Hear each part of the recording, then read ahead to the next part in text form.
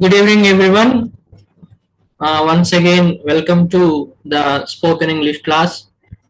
నిన్నటి రోజున మనం గ్రామర్ పాయింట్ కి సంబంధించి పార్ట్స్ ఆఫ్ స్పీచ్ లో మొదటి కేటగిరీ అయిన నౌన్ ని కంప్లీట్ చేసుకున్నాం. నౌన్ లోని మిగిలిన 4 సబ్ డివిజన్స్ ని డిస్కస్ చేస్తూ వాటి definitions at the same time వాటికి సంబంధించిన ఎగ్జాంపుల్స్ మనం డీటెయిల్డ్ గా నిన్నటి క్లాస్ లో నేర్చుకున్నాం. సో అదే క్లాస్ ని ఒకసారి బ్రీఫ్ గా ఈ రోజు రివిజన్ చేసుకుని ఈ రోజు క్లాస్ ని మనం స్టార్ట్ చేసుకుందాం. సో నిన్నటి క్లాస్ లో నేను 5th కేటగిరీ నుంచి టైప్స్ ఆఫ్ నౌన్స్ లో 5th వన్ నుంచి నేను డిస్కస్ చేశాను. 5th వన్ ఏంటి? Collective noun. కలెక్టివ్ నౌన్ అంటే మనం ఏదైనా వ్యక్తుల సమూహానికి, జంతువుల సమూహానికి, వస్తువుల సమూహానికి రకరకాల పేర్లను పెట్టి పిలుస్తూ ఉంటాం. వాటన్నిటిని కూడా కలెక్టివ్ నౌన్ కింద కన్సిడర్ చేశాము అని నిన్న నేర్చుకున్నాం. ఉదాహరణకి సైనికులు ఉన్నారు, వాళ్ళకి ఒక పదం పెట్టాం. మనం సైనికుల సమూహానికి ఒక పదాన్ని మనం ఎంచుకున్నాం. అదేంటంటే అన్ ఆర్మీ ఆఫ్ సోల్జర్స్. అదే విధంగా ఏనుగుల గుంపు అడవిలో వెళ్తోంది, దానికి మనం ఒక పేరు పెట్టాం. ఏమని? A period of elephants. అలాగే చిన్నపిల్లలు, ఒక అబ్బాయిలు ఒక 4-3 కనిపించి ఒక బ్యాచ్ కింద కనిపించారు, వాళ్ళని ఏ పదంతో పిలిచాము? ఏ బ్యాచ్ ఆఫ్ బాయ్స్. అలాగా కలెక్టివ్ నౌన్ ని మనం డిస్క్రైబ్ చేస్తూ దాని గురించి నేర్చుకున్నాం. 6వది 6th వన్ వచ్చేసి అబ్స్ట్రాక్ట్ నౌన్. అబ్స్ట్రాక్ట్ నౌన్ అంటే ఏంటి? మనం వేటినైతే కంటితో చూడలేమో, చేతితో తాకలేమో, కానీ మన మనసు ద్వారా ఆ భావనలని మనం అనుభవిస్తామో వాటిని అబ్స్ట్రాక్ట్ నౌన్ కింద కన్సిడర్ చేశాం. ఉదాహరణకి LOVE, లవ్, ప్రేమ. అంటే ప్రేమ ఎదుటి వ్యక్తిలో మనకి కనిపించదు, అంటే అతని ప్రవర్తనను బట్టి మనం అతను మనల్ని ప్రేమిస్తున్నాడని, మన తల్లిదండ్రులు కావచ్చు ఎవరైనా సరే మనకి ప్రేమను ఇస్తున్నారని చెప్పి మనం అర్థం చేసుకుంటాం. సో అది అబ్స్ట్రాక్ట్ నౌన్. అదే విధంగా తర్వాత హ్యాపీనెస్, సారో, యాంగర్, హంగర్, ఇవన్నీ కూడా మన భావనలు. ఇవి కంటికి కనిపించవు, మనం వాటిని తాకలేము. సో ఇవన్నీ కూడా అబ్స్ట్రాక్ట్ నౌన్ కిందకి వస్తాయి. అలాగే టాలెంట్స్, మనకున్న టాలెంట్స్, ఉదాహరణకి సింగింగ్, డాన్సింగ్, ఇవన్నీ కూడా ఒక వ్యక్తిని చూడగానే ఇతను సింగర్, ఇతను డాన్సర్ మనం అని ఐడెంటిఫై చేయలేము, కానీ అది వాళ్ళ స్కిల్ అన్నమాట, టాలెంట్. సో అది అబ్స్ట్రాక్ట్ నౌన్ అవుతుంది. అదే విధంగా 7వది 7th వన్ వచ్చేసరికి మెటీరియల్ నౌన్. మెటీరియల్ నౌన్ అంటే ఏంటి? మన విశ్వంలో లభించే ప్రతి పదార్థము మెటీరియల్ నౌన్ కిందకు వస్తుంది. ఇదిగోండి, ముడి పదార్థాలు ఉంటాయి, పెట్రోల్, కోల్ అంటే బొగ్గు, అదేవిధంగా గోల్డ్, సిల్వర్, ఇవన్నీ కూడా మెటీరియల్ నౌన్స్ అన్నమాట. హైడ్రోజన్, ఈ పౌడర్స్ ఉంటాయి, కొన్ని ప్రకృతి సహజ సిద్ధంగా దొరికే పౌడర్స్ ఉంటాయి, అవన్నీ కూడా మెటీరియల్స్ కిందకి వస్తాయి. సో ఇవన్నీ మెటీరియల్ నౌన్స్ అన్నమాట. అలాగే last but not least 8th one ఏంటి? Gender of a noun. English language లో మనకి 3 జెండర్స్ ఉన్నాయని తెలుసుకున్నాం. ఫస్ట్ వన్ మ్యాస్క్యులైన్ అంటే పురుషలింగము, ఫెమినైన్ అంటే స్త్రీలింగము, అలాగే కామన్ జెండర్ అంటే సాధారణ లింగము. సో మ్యాస్క్యులైన్, ఫెమినైన్ కి సంబంధించి కొన్ని ఎగ్జాంపుల్స్ నేర్చుకున్నాం. Poet, poetess, boy, girl, bride groom, bride. ఈ విధంగా మ్యాస్క్యులైన్, ఫెమినైన్ కి సంబంధించిన ఎగ్జాంపుల్స్ నేర్చుకున్నాం. అలాగే కామన్ జెండర్ లో ఆడ కావచ్చు, మగ కావచ్చు, ఎవరైనా సరే కామన్ గా ఒక పేరుతో మనం పిలుస్తున్నాం. ఉదాహరణకి ప్రొఫెషన్స్ ఉన్నాయి, డాక్టర్, ఓకేనా, professor, collector, okay. So lecturer, ఇవన్నీ కూడా, లాయర్, పోలీస్, ఇవన్నీ కూడా ఆడ మగ అనే సంబంధం లేకుండా, జెండర్ తో సంబంధం లేకుండా ఈ ప్రొఫెషన్స్ కి కొన్ని పేర్లు పెట్టుకున్నాం. సో ఇవి కామన్ జెండర్ కిందకి వస్తాయి.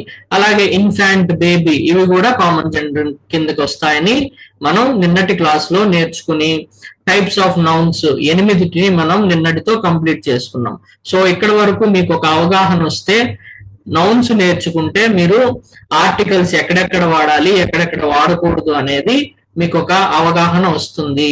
ఓకే, సో అది నిన్నటి క్లాస్. సో ఈ రోజు క్లాస్ లో మనం జాగ్రత్తగా వినండి, చాలా ఇంపార్టెంట్ టాపిక్. మీరు టెన్సెస్ నేర్చుకోవాలంటే చాలా ఉపయోగపడే టాపిక్ లోకి ఈ రోజు మనం వెళ్ళబోతున్నాం. నేను చాలా డీటెయిల్డ్ గా చెప్తాను, చాలా సులభంగా అర్థమయ్యే విధంగా చెప్తాను. మీరు కాన్సన్ట్రేట్ చేసి వినండి, సింపుల్ గా అర్థం అవుతుంది. పదాలను చూసి భయపడకండి. ఇవేంటి ఇప్పుడు ఈ పదాలను మనం ఎప్పుడు వినలేదే, పెద్ద పెద్ద పదాలు ఉన్నాయని చెప్పి కన్ఫ్యూజ్ అవ్వక్కర్లేదు. పదాలు అలాగే ఉంటాయి, కానీ నేర్చుకుంటే చాలా సింపుల్ గా ఉంటాయి. ఓకేనా? సో ఈ రోజు క్లాస్ లో మనం types of parts of speech లో రెండవదైన ప్రొనౌన్ ని మనం స్టార్ట్ చేసుకుంటున్నాం. ప్రొనౌన్ అంటే ఏంటి? తెలుగులో సర్వనామము అంటాం. సో ప్రొనౌన్ దేనికి వాడతాము అంటే నౌన్ కి బదులుగా ప్రొనౌన్ వాడతాం. ఓకేనా? నౌన్ అంటే ఏంటి? నామవాచకం. నౌన్ లో దేని గురించి మనం డిస్కస్ చేసుకున్నాం? వ్యక్తుల పేర్లను గాని, జంతువుల పేర్లను గాని, ప్రాంతాల పేర్లను గాని, మనకుండే క్వాలిటీస్ గాని, వీటన్నిటిని నౌన్ కేటగిరీలో మనం డిస్కస్ చేసుకున్నాం. నౌన్ అంటే వీటి పేర్లను తెలుపుతుంది అని మనం అనుకున్నాం. సో ప్రొనౌన్ అంటే ఈ పేర్లకు బదులుగా వాడేదే ప్రొనౌన్. ఓకేనా? అంటే నౌన్ కి బదులుగా వాడేదే ప్రొనౌన్.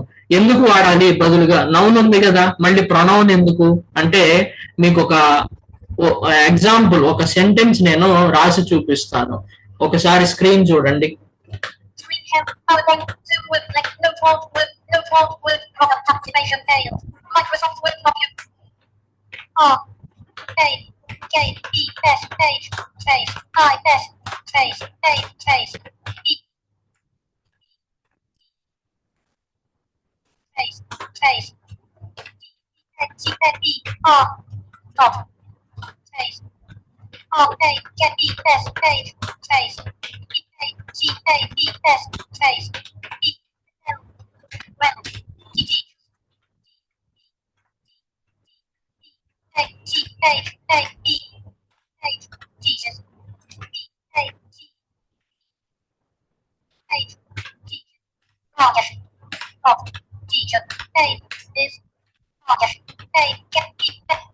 సో ఇక్కడ ఒకటి సెంటెన్స్ రాశాను నేను. ఒక్కొక్కసారి లెటర్స్ రిపీట్ అవుతున్నాయి, నా కీబోర్డ్ లో ఇష్యూస్ ఉండటం వల్ల, అందుకని మళ్ళీ డిలీట్ చేసుకుంటున్నాను. Sorry for the inconvenience. So ఇక్కడ మనం ఒక సెంటెన్స్ ని రాసాము. ఏంటది? రాజేష్ ఈజ్ ఎ టీచర్, అక్కడ ఫుల్ స్టాప్ పెట్టి మళ్ళీ సెంటెన్స్ స్టార్ట్ చేసాము. రాజేష్ టీచర్స్ వెల్, అంటే రాజేష్ అనేవాడు టీచర్, రాజేష్ బాగా బోధిస్తాడు, రాజేష్ ఒక బోధకుడు, రాజేష్ బాగా బోధిస్తాడు అని ఈ సెంటెన్స్ యొక్క ఉద్దేశం. సో ఇందులో మనం చూస్తే గమనిస్తే రాజేష్ అనే నౌన్, రాజేష్ అంటే మనం ఏమనుకున్నాం? రాజేష్ అంటే ఒక వ్యక్తి పేరు. రాజేష్ అంటే ఒక వ్యక్తి పేరు. రాజేష్ వ్యక్తి పేరు కాబట్టి అది నౌన్ కేటగిరీకి వస్తుంది కదా, ఇక్కడ మనకు అర్థమైంది. సో రాజేష్ అనే నౌను ఇక్కడ ఈ సెంటెన్స్ లో ఎన్నిసార్లు రిపీట్ అయింది అంటే 2 సార్లు రిపీట్ అయ్యింది. సో ఈ ఇబ్బంది లేకుండా ప్రతిసారి మనం ఒక పారాగ్రాఫ్ ని రాస్తున్నప్పుడు గాని, ఒక వ్యక్తి గురించి మనం ఓరల్ గా చెప్తున్నప్పుడు గాని, ఆ పదే పదే ఆ నౌన్ రిపిటేషన్ లేకుండా దానికి బదులు మనం ఏం వాడొచ్చు అంటే ప్రొనౌన్స్ వాడొచ్చు. అందుకనే ప్రొనౌన్స్ అనేవి ఎగ్జిస్టెన్స్ లోకి వచ్చాయి. సో ప్రతిసారి నౌన్ వాడుతూ ఉంటే, రిపీటెడ్ గా వాడుతూ ఉంటే కొంచెం చూడడానికి అందంగా ఉండదు, కాబట్టి నౌన్ కి బదులు మనం ప్రొనౌన్ ని వాడుతున్నాం అన్నమాట. సో దీనిని ప్రొనౌన్ వాడి సెంటెన్స్ కంప్లీట్ చేస్తే ఎలా వస్తుందో పర్ఫెక్షన్ మీరు చూడండి. దాని కింద ఆ సెంటెన్స్ కింద నేను టైప్ చేస్తున్నాను, కొన్ని అదే నేను ఎడిట్ చేస్తున్నాను. ఇక్కడ సెకండ్ టైం రాజేష్ వచ్చింది కాబట్టి దీనిని నేను ఒక ప్రొనౌన్ తో రీప్లేస్ చేస్తున్నాను. అది ఏ ప్రొనౌన్? హీ అనే ప్రొనౌన్. సో నౌన్ ని 2 సార్లు వద్దు, నాకు బాగోలేదు చూడడానికి అనుకున్నాను కాబట్టి, సో ఫస్ట్ నౌన్ వచ్చింది రాజేష్ అనే నౌన్. సెకండ్ సెంటెన్స్ లో ఆ నౌన్ రిపీట్ కాకుండా దాన్ని రీప్లేస్ చేస్తూ ప్రొనౌన్ ని నేను వాడాను. అదే ప్రొనౌన్ యొక్క ఉపయోగం మనకి ఇంగ్లీష్ గ్రామర్ లో. సో హీ అనే ప్రొనౌన్ ని రీప్లేస్ చేస్తే సెంటెన్స్ కొంచెం మీనింగ్ఫుల్ గా పర్ఫెక్ట్ గా ఉంది చూడండి. Rajesh is a teacher, he teachers well. So ఇది ఇంగ్లీష్ గ్రామర్ కి సంబంధించి పర్ఫెక్ట్ సెంటెన్స్ అన్నమాట. ఇది ప్రొనౌన్ యొక్క ఉపయోగం. సో ప్రొనౌన్ అంటే ఏంటి అనేది మీకు ఒక ఐడియా వచ్చింది అనుకుంటున్నాను.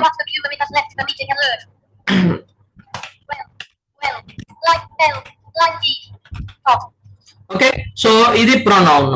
సో ప్రొనౌన్ మొత్తం ఎన్ని ప్రొనౌన్స్ ఉన్నాయి ఇంగ్లీష్ లాంగ్వేజ్ లో అంటే, ఇంగ్లీష్ లాంగ్వేజ్ లో మొత్తం 7 ప్రొనౌన్స్ ఉన్నాయండి.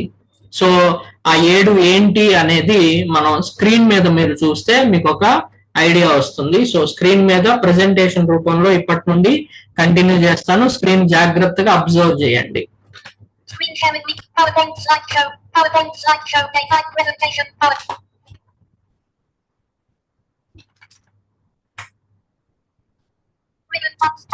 Presentation use moving. No reading you button all. Slideshow, slide 2. Pronoun. ఇదిగోండి ప్రొనౌన్ డెఫినేషన్ రాశాను కదా ఇక్కడ, ఒకసారి గమనించండి.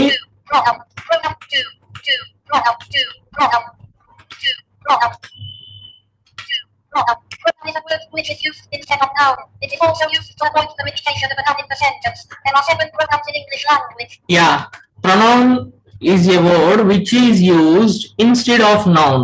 నౌన్ కి బదులుగా ఉపయోగించేది pronoun.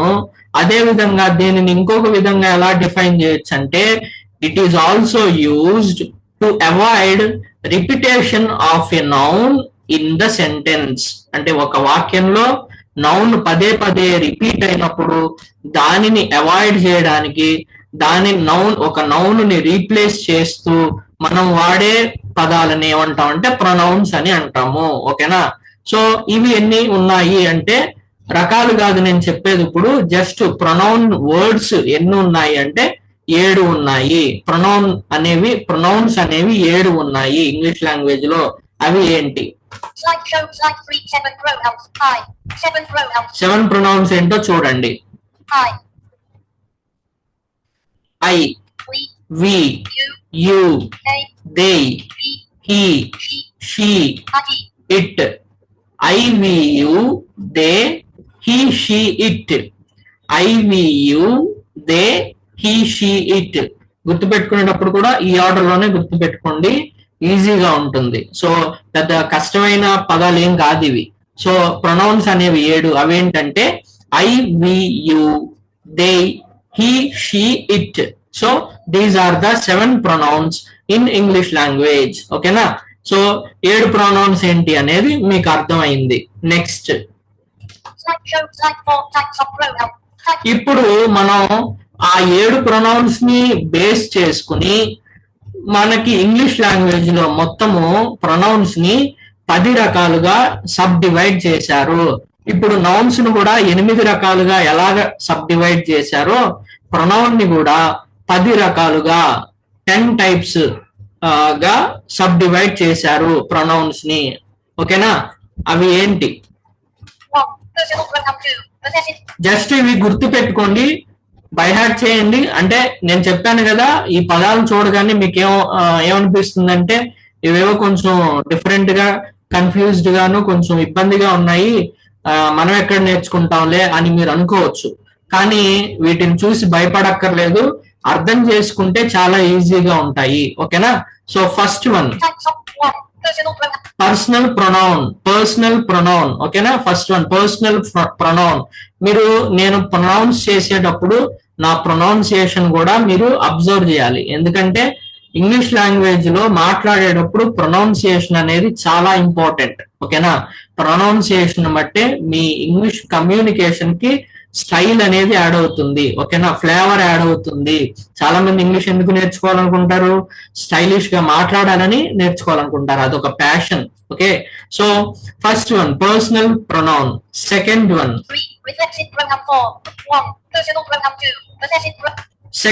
Possessive pronoun.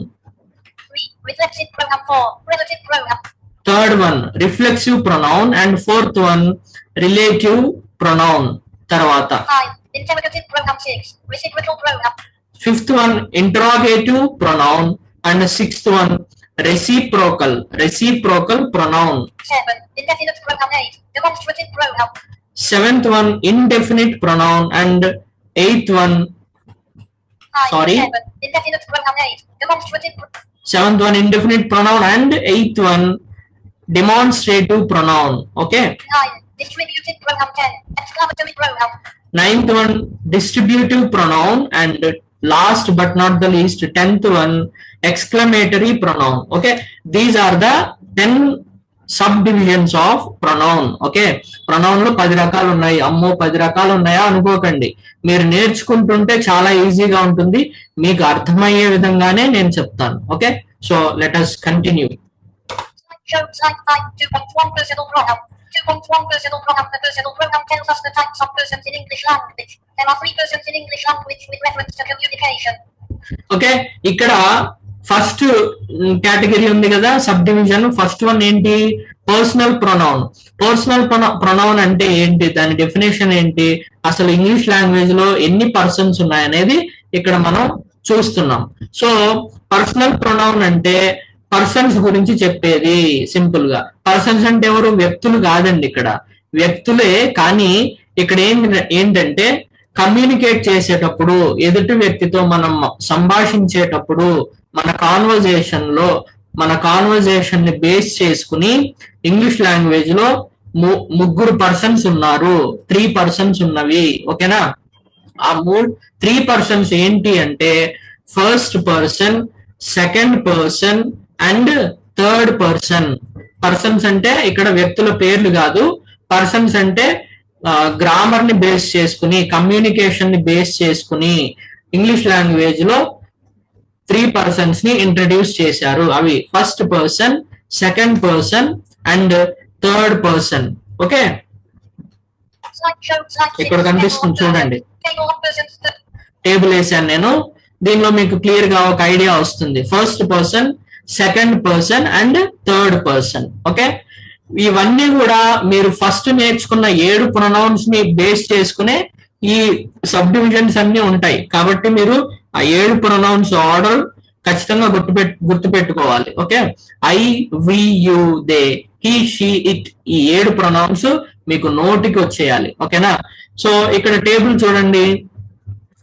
Persons, first pronoun ని ఫస్ట్ పర్సన్ ని ఇంకొకలాగా మనం ఎలా పిలుస్తున్నాము అంటే is nothing but speaker. First person ఎవరు అంటే స్పీకర్, మాట్లాడే వ్యక్తి. మనం కాన్వర్జేషన్ నేర్చుకోవడానికే కదా, కమ్యూనికేషన్ నేర్చుకోవడానికే కదా ఇంగ్లీష్ లాంగ్వేజ్ నేర్చుకుంటున్నాము, ఈ spoken English course. So communication నేర్చుకోవాలి అంటే ఈ పర్సన్స్ అనేది మనకి తెలిసి ఉండాలి. ఓకేనా? సో ఫస్ట్ పర్సన్ ని ఇంకొకలాగా ఏమని పిలిచాము అంటే స్పీకర్, మాట్లాడే వ్యక్తి. అలాగే సెకండ్ పర్సన్ ఏమని పిలుస్తున్నాము? లిజనర్, అంటే వినే వ్యక్తి. నేను మాట్లాడుతున్నానండి ఒక వ్యక్తితో, నేను ఫస్ట్ పర్సన్ అవుతాను. ఓకేనా? అవతల వ్యక్తి నా మాటలు వింటున్నాడు, సో అతను లిజనర్ అవుతాడు ఆర్ రిసీవర్ అవుతాడు, ఏదైనా ఒకటి. ఓకేనా?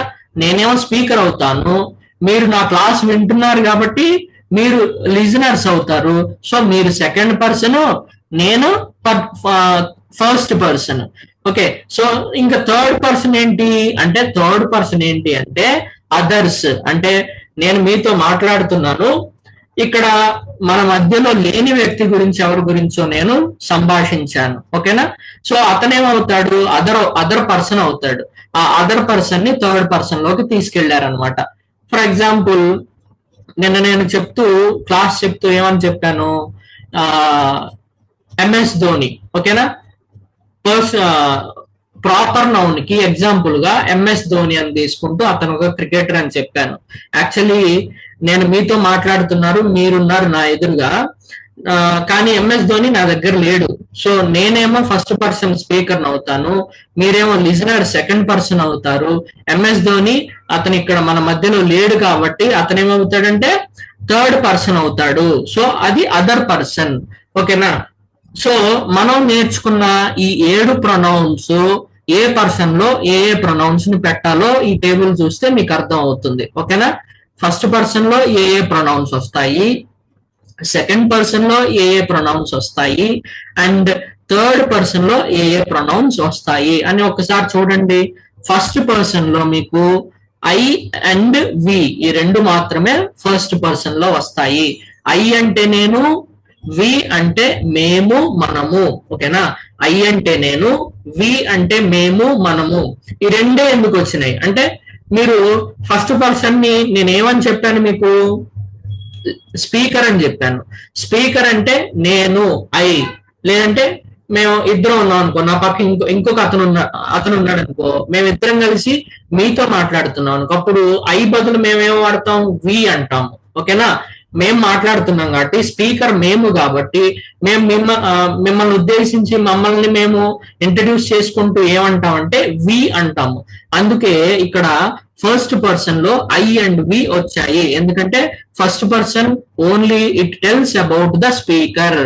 First person only tells about the speaker. So I and we మాత్రమే ఇందులో వస్తాయి. తర్వాత సెకండ్ పర్సన్ అంటే ఎవరు అనుకున్నాం, లిజనర్ అనుకున్నాం.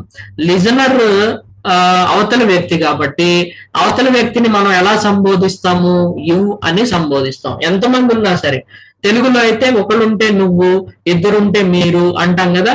ఇంగ్లీష్ లో అలా కాదు, ఇద్దరున్నా ఒకళ్ళున్నా సరే యు అనే అంటాము. ఓకేనా, ఇద్దరున్నా ఒకళ్ళున్నా యు అనే అంటాము కాబట్టి లిజనర్ ఏమవుతాడంటే యు అంటాం. ఓకేనా, నేను మీ గురించి చెప్తున్నప్పుడు, మీకు ఏదైనా చెప్తున్నప్పుడు యు అంటాను మిమ్మల్ని ఉద్దేశించి. ఓకేనా, సో సెకండ్ పర్సన్ లోకి ఏమొచ్చింది, ఒకే ఒక ప్రొనౌన్ వచ్చింది, యు, YOU. ఓకే, ఇదొక్కటే సెకండ్ పర్సన్, సింపుల్ గా గుర్తుపెట్టుకోవచ్చు. ఫస్ట్ పర్సన్ లో ఓన్లీ రెండే ఉన్నాయి, I and we. Okay, so second person you. Next one third person వచ్చేసరికి అదర్ పర్సన్ లో ఏమేమి ఉన్నాయో చూడండి. ఫస్ట్ వన్ దే ఉంది, THEY దే. తర్వాత he, HE, SHE she, and IT it. ఓకేనా, they, he, she, it. They, he, she, it ఈ నాలుగు కూడా థర్డ్ పర్సన్ కిందకి వస్తాయి. దే అంటే వారు. ఓకేనా, అవి వారు, మనుషులైతే వారు, వస్తువులైతే అవి, వస్తువులు జంతువులైతే అవి. దే అంటే ప్లూరల్ అన్నమాట, అవి వారు. ఓకేనా, నేను మీకు నోట్స్ ఇచ్చేటప్పుడు వీటికి తెలుగు ట్రాన్స్లేషన్ కూడా నేను టైప్ చేసి క్లాస్ నోట్స్ ఇస్తాను. సో ప్రస్తుతానికి వినండి. ఓకేనా, దే అంటే అవి వారు. ఓకేనా, హీ అంటే అతను. చాలా మంది ఈ హీ షీ వాడే విషయంలో కూడా కన్ఫ్యూజ్ అయిపోతారు.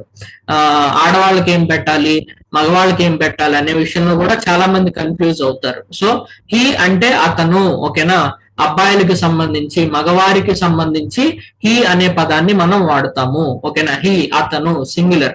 ఓకేనా, అలాగే షీ ఆమె సింగులర్. ఓకేనా, ఆడవారికి సంబంధించి షీ అనే పదాన్ని మనం ప్రొనౌన్ గా వాడతాం.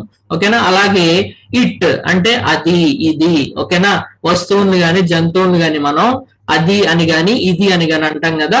సో దానికి ప్రొనౌన్ వచ్చి ఇట్. ఈ నాలుగు కూడా థర్డ్ పర్సన్ కిందకి వస్తాయి, ఎందుకంటే అదర్స్ కాబట్టి. ఓకేనా, సో ఫస్ట్ పర్సన్ లో ఏమున్నాయి క్విక్ గా చూడండి, I and we. Second person లో యు. థర్డ్ పర్సన్ లో దే, హీ, షీ, ఇట్. ఓకేనా, సింపుల్ గా అర్థం చేసుకోవచ్చు. ఓకే, సో ఇక్కడికి మీకు పర్సన్స్ ఎన్ని ఉన్నాయి, అవి వాటిని ఏమని పిలుస్తారు, వాటిలో ఏ ఏ ప్రొనౌన్స్ వస్తాయి అని మీకు అర్థమైందని అనుకుంటున్నాను. ఓకేనా, నెక్స్ట్ వన్.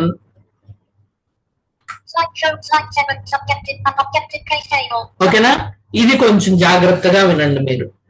అర్థమవుతుంది, వింటే చాలా ఈజీగా అర్థం అవుతుంది, వినకపోతే కన్ఫ్యూజ్ అవుతారు. సో కేర్ఫుల్ గా వినండి, స్కిప్ చేయకుండా. ఇందులో పర్సనల్ ప్రొనౌన్ లో మనం పర్సన్స్ ఎన్ని ఉన్నాయో తెలుసుకున్నాం కదండి. ఈ పర్సన్స్ ని బేస్ చేసుకుని సబ్జెక్టివ్ కేసు, ఆబ్జెక్టివ్ కేసు అని రెండు ఉన్నాయండి. పదాలను వినండి, సబ్జెక్టివ్ కేసు, ఆబ్జెక్టివ్ కేసు. ఓకేనా, డీటెయిల్డ్ గా చెప్తాను. సబ్జెక్టివ్ కేసు అంటేనేమో సెంటెన్స్ కి మొదట్లో మనం ప్రొనౌన్స్ ని వాడితే అది సబ్జెక్టివ్ కేసు అవుతుంది. ఓకేనా, జాగ్రత్తగా వినండి, కన్ఫ్యూజ్ అవ్వద్దు. సెంటెన్స్ కి మొదటిలో వాడితే సబ్జెక్టివ్ కేసు అవుతుంది. ఓకేనా, అదే విధంగా సెంటెన్స్ కి చివరిలో ప్రొనౌన్స్ వాడితే ఆబ్జెక్టివ్ కేసు అవుతుంది. మరి సెంటెన్స్ కి మొదట్లో వాడిన ప్రొనౌన్స్ నే చివరిలో కూడా యాజ్ ఇట్ ఈజ్ వాడొచ్చా అంటే వాడకూడదు, కొంచెం డిఫర్ అవుతాయి, అవి మారుతాయి, చేంజ్ అవుతాయి. సబ్జెక్టివ్ కేస్ కాస్త ఆబ్జెక్టివ్ కేసుకి వెళ్ళేసరికి ఆ ప్రొనౌన్ రూపము కొంచెం మారుతుంది. ఆ మార్పు ఏంటి అనేది మీకు ఈ టేబుల్లో కనబడుతుంది. ఓకేనా? ఫస్ట్ పర్సన్ లో ఎలా, సబ్జెక్టివ్ కేసులో ఎలా ఉన్నాయి ప్రొనౌన్స్, అవే ఆబ్జెక్టివ్ కేసులోకి వచ్చేసరికి ఎలా మారుతున్నాయి జాగ్రత్తగా అబ్జర్వ్ చేయండి. సో ఫస్ట్ పర్సన్ లో ఏమేమి ఉన్నాయని చెప్పుకున్నాం మనం? As usual I and we అనుకున్నాము. ఓకేనా? ఐ కాస్త ఆబ్జెక్టివ్ కేసుకి వెళ్ళేసరికి ఎలా మారింది అంటే మీ కింద మారింది. ఓకేనా? ఓకే, ఒక వస్తువుని నేను కొన్నానండి, దాన్ని చూపిస్తూ ఏమన్నాను? This pen is bought by me అన్నాను. ఓకేనా? ఈ పెన్ను నా చేత కొనబడింది. ఓకేనా? Okay, this pen is bought by me. This book is written by me. Written అనకూడదు, I'm sorry, written. Okay, this book is written by me. W silent. Okay, this book is written by me. ఆ me కాస్త చివరికి వెళ్ళింది కాబట్టి I అనకూడదు. This book is written by I అంటే తప్పు. ఓకేనా? నేను మీకు రాసి చూపిస్తే మీకు క్లియర్ గా అర్థం అవుతుంది. Well, Rajesh is a teacher. He teaches well selected. Are unselected. Are selected. Lanky.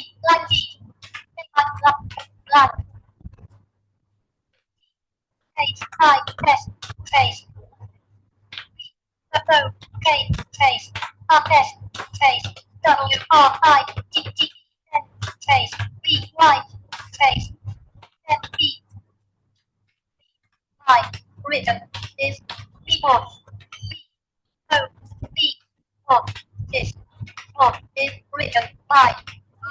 So ఇక్కడ అబ్జర్వ్ చేయండి, ఇందులో ప్రొనౌన్ ఏంటి అంటే దిస్ అనేది కూడా ప్రొనౌన్, దాన్ని పక్కన పెట్టండి. నేను ఫస్ట్ పర్సన్ గురించి మీకు చెప్తున్నాను కాబట్టి ఐ అనే ప్రొనౌన్ సెంటెన్స్ చివరికి వెళ్ళేసరికి మీగా ఎలా మారుతుందో మీకు ఎక్స్ప్లెయిన్ చేస్తూ సబ్జెక్టివ్ కేసు ఆబ్జెక్టివ్ కేసు అని చెప్తూ ఐ అనే ప్రొనౌన్ ఆబ్జెక్టివ్ కేసులోకి వెళ్ళేసరికి ఎలా మారింది? ఇదిగోండి, మీ కింద మారింది. ఓకేనా? ఓకేనా? అది మీ. ఆబ్జెక్టివ్ కేసు అన్నమాట. అదే సెంటెన్స్ స్టార్టింగ్ లో ఉందనుకోండి, సబ్జెక్టివ్ కేసు అవుతుంది. ఓకే, అప్పుడు ఐ కిందే ఉంటుంది. దీన్ని ఎలా కాకుండా మీరు ఇంకొకలాగా రాశారనుకోండి, మీని ఐ కింద రాశారనుకోండి,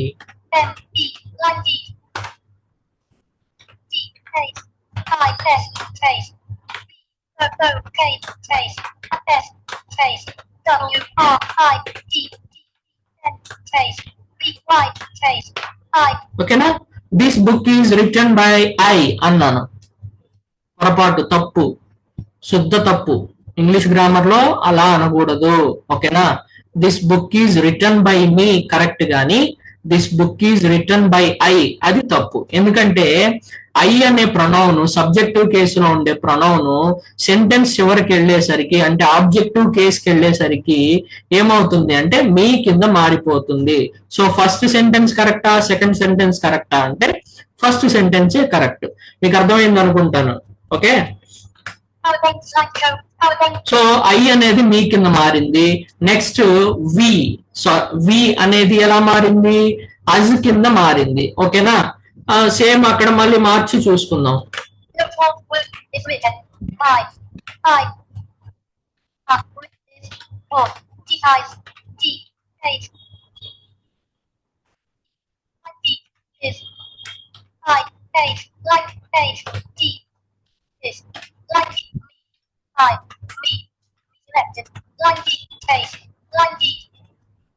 బై ఇప్పుడు వి అనుకున్నాం కదా, వి అవతలకి వెళ్ళేసరికి సెంటెన్స్ ఎవరికి వెళ్ళేసరికి ఎలా మారుతుందంటే అజ్ కింద మారుతుంది,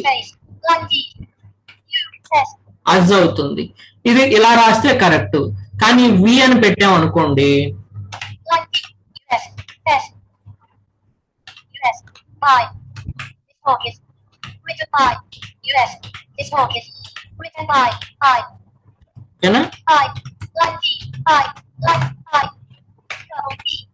this book is written by I, we అంటే తప్పు.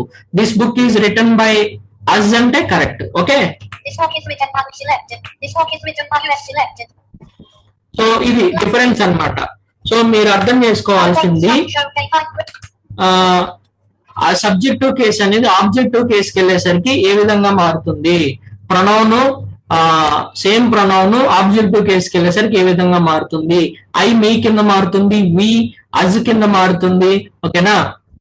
అలాగే యు కిందే ఉంటుంది, చివరున్న ఫస్ట్ ఉన్న యు కిందే ఉంటుంది. ఇది మనకి అడ్వాంటేజ్. సో నెక్స్ట్ దే ఎలా మారుతుంది, దెమ్ అవుతుంది. హీ ఎలా మారుతుంది, హిమ్ అవుతుంది. షీ ఎలా మారుతుంది, హర్ అవుతుంది, ఓకేనా, by her. Okay, next it ఎలా మారుతుంది, ఇట్ కిందే ఉంటుంది. ఇది ఒక అడ్వాంటేజ్. యు అండ్ ఇట్ ఈ రెండు కూడా మారవు. Okay, subjective case objective case మీకు క్లియర్ గా అర్థమైందని అనుకుంటున్నాను నేను. ఓకేనా. సో పర్సన్ ప్రొనౌన్ అంటే ఏంటి, ప్రొనౌన్ ఎన్ని ఉన్నాయి, ప్రొనౌన్ లో మళ్ళీ డిఫరెంట్ సబ్ డివిజన్స్ ఏంటి అని చూసాము. అందులో ఫస్ట్ ది పర్సనల్ ప్రొనౌన్ అని చూసాము. ఓకేనా, పర్సనల్ ప్రొనౌన్ డెఫినేషన్ చూసాము. దానిలో పర్సన్స్ ఎన్ని ఉన్నాయంటే 3 అనుకున్నాము. ఆ 3 ఏంటంటే first person, second person, third person అనుకున్నాము.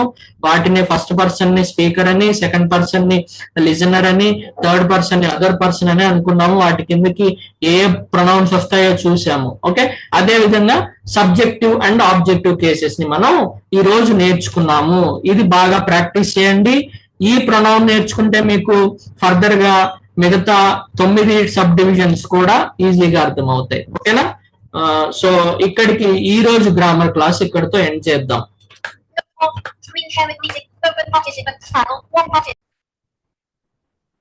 సో డియర్ ఫ్రెండ్స్, ఇప్పుడు దాకా మనం గ్రామర్ క్లాస్ ని కంటిన్యూ చేసుకున్నాం. సో గ్రామర్ క్లాస్ ని కంక్లూడ్ చేస్తూ మన డైలీ యాక్టివిటీస్ లో భాగంగా ఈ రోజు ఒక కాన్వర్సేషన్ ని తీసుకుని దానిలో ఉన్న డైలాగ్స్ ద్వారా మనం ఒక కాన్వర్సేషన్ ని, ఒక సందర్భాన్ని మనం ఎలా ప్రాక్టీస్ చేయాలనేది ఒకసారి చూద్దాం.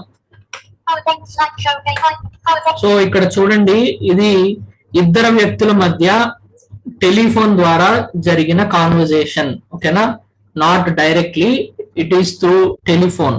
ఓకే, సో టెలిఫోన్ లో ఇద్దరు ఫ్రెండ్స్ ఎలా మాట్లాడుకుంటున్నారు, మూవీకి వెళ్దామా అని ప్రపోజ్ చేస్తూ వాళ్ళిద్దరూ ఎలా మాట్లాడుకుంటున్నారు అనే కాంటెక్స్ట్ లో ఈ కాన్వర్సేషన్ ఉంది. సో అబ్జర్వ్ చేయండి 1 by 1. జాన్ అనే వ్యక్తి కాన్వర్సేషన్ ని ఇనిషియేట్ చేస్తున్నాడు. ఫోన్ కాల్ అతనే చేశాడు అనమాట ఆలిస్ అనే అమ్మాయికి, అంటే ఇద్దరు friends. Hi Alice, it's John, how are you అన్నాడు. దానికి అలిస్ ఏమని రెస్పాండ్ అయ్యింది, oh Alice, sorry, oh John, I was just thinking about you. అంటే టెలిఫోన్ కాబట్టి ముందు ఇంట్రడ్యూస్ చేసుకోవాలి, ఎవరు కాల్ చేస్తున్నారు అనేది అవతల వ్యక్తికి తెలియాలి. కాబట్టి జాన్ తనని తాను ఇంట్రడ్యూస్ చేసుకుని హౌ ఆర్ యూ అని అడుగుతున్నాడు. దానికి ఆలిస్ రెస్పాండ్ అయింది. ఎలా అంటే తను కూడా అతనితో మాట్లాడడానికి ఇంట్రెస్టింగ్ గా, అంటే కొంచెం యాంగ్జియస్ గా ఉంది కాబట్టి తన ఎక్స్ప్రెషన్స్ ఆ కాన్వర్సేషన్ లో తెలుస్తున్నాయి. నెక్స్ట్ ఇక్కడ జాన్ ప్రపోజ్ చేస్తున్నాడు ఏమని,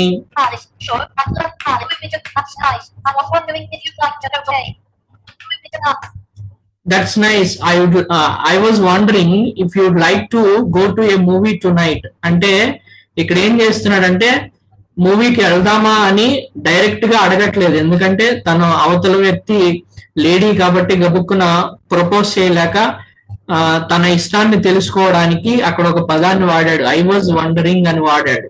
ఐ వాజ్ వండరింగ్ అంటే పర్టికులర్ గా తను ప్రపోజ్ చేయట్లేదు, వెళ్దాము అని చెప్పట్లేదు. ఓకేనా, తన మనసులో ఒకటి అనుకుంటున్నాడు, ఒప్పుకుంటుందా లేదా అనే సందిగ్ధంలో తను ఈ ప్రపోజల్ చేస్తున్నాడు అనమాట. ఐ వాజ్ వండరింగ్ అంటే దాని అర్థం ఏంటంటే డూ యూ వాంట్ టు. ఓకేనా, డూ యూ వాంట్ టు అంటాం కదా, వెళ్ళాలని ఉందా, చూడాలని ఉందా, చేయాలని ఉందా అంటే డూ యూ వాంట్ టు. దానికి ఐ వాజ్ వాండరింగ్ అని వాడాడు, ఎందుకంటే గబుక్కున బోల్డ్ గా ప్రపోజ్ చేయకూడదు కాబట్టి, తనకి ఇష్టం ఉందో లేదో తెలియదు కాబట్టి అడిగి అడగనట్టుగా అడుగుతున్నాడు అనమాట. ఓకేనా? సో ఈ డైలాగ్ యొక్క ఇంటెన్షన్ అది. సో మళ్ళీ ఒకసారి చూడండి. That's nice. I was wondering if you'd like to go to A movie to night. ఈ రోజు రాత్రి మూవీకి వెళ్దామా అని అడుగుతున్నాడు. దానికి ఆలిస్ ఏం చెప్తోంది? షూర్ అంటే కాన్ఫిడెంట్ గా చెప్తోంది. దాన్నే ఉంది, వెళ్దాము. ఏ మూవీ ప్లే అవుతుంది అని అడుగుతోంది. Sure I would like to. What's playing అని అడుగుతోంది. అంటే ఏ మూవీ ప్లే అవుతోంది ఈ రోజు, ఏమేమి మూవీస్ ప్లే అవుతున్నాయి థియేటర్ లో అని అడుగుతోంది అనమాట.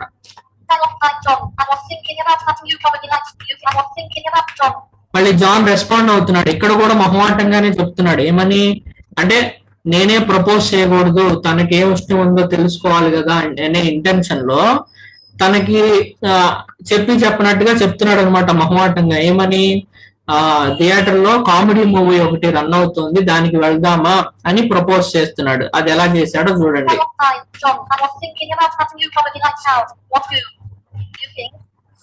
I was thinking about new comedy lights out. అంటే కామెడీ మూవీ ఒకటి రన్ అవుతుంది, నేను అది అనుకుంటున్నాను, నువ్వేమనుకుంటున్నావు అని పొలైట్ గా అడిగాడు అనమాట. ఓకేనా?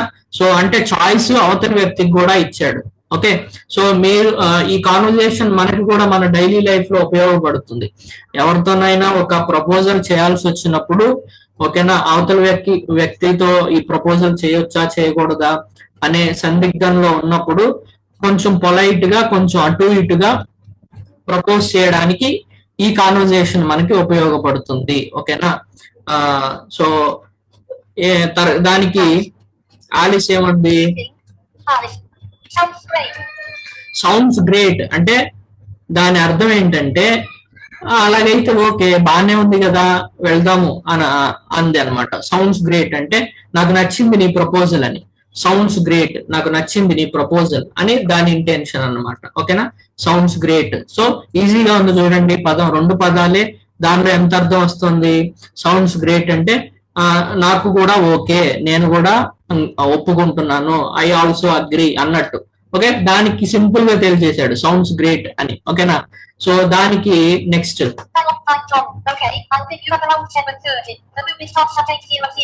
ఓకే, జాన్ ఏమంటున్నాడంటే సరే నేను నిన్ను ఇంటికి వచ్చి పికప్ చేసుకుంటాను 7:30కి, మూవీ 8 o'clock కి స్టార్ట్ అవుతుంది అని జాన్ చెప్పాడు. ఆలిస్ ఏమంటుంది? See you then bye. ఓకేనా? సో అక్కడతో కాన్వర్జేషన్ అనేది ఎండ్ అయిపోయింది. అంటే ఇక్కడ మనం నేర్చుకోవాల్సింది ఏంటంటే ఈ కాన్వర్జేషన్ ద్వారా మీ దగ్గర ఒక ప్రపోజల్ ఉంది, అవతల వ్యక్తికి ఆ ప్రపోజల్ ని ఎక్స్ప్లెయిన్ చేయాలి, అంటే అడగాలి. ఫేవర్ అనుకుంటారా, వేరే అనుకుంటారా, లేదంటే ఏదైనా ప్రపోజలా, ఏదైనా కానివ్వండి. అవతల వ్యక్తికి మీ అభిప్రాయాన్ని వ్యక్తం చేయాలనుకోండి, డైరెక్ట్ గా చెప్పలేరు, డైరెక్ట్ గా చెప్తే హర్ట్ అవుతారేమో అనే సందర్భంలో మీరు పొలైట్ గా ఎలా చెప్పొచ్చు, ఎలా మాట్లాడొచ్చు అనే ఎగ్జాంపుల్ కి ఈ కాన్వర్జేషన్ ఉపయోగపడుతుంది. సో ఇది ప్రాక్టీస్ చేయండి, మీ డైలీ లైఫ్ లో చాలా యూజ్ అవుతుంది.